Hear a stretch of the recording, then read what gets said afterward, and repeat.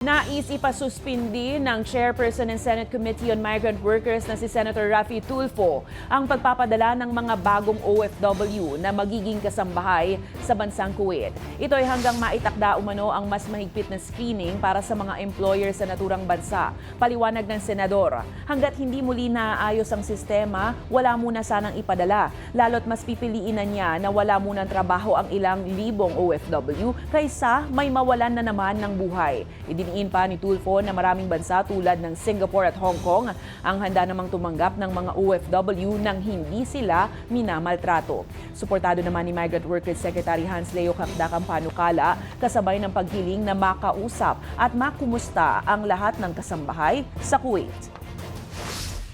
Ang una pong nasa sa isip ko is mag-require na i-account for all the OFW, especially the kasambahay in Kuwait at this stage. Kasi sabi niyo nga po, pagbawalan yung papasok, pero pang mga nandun. So ang nasa sa isip ko po, i-account for each and every kasambahay, kamustahin sila.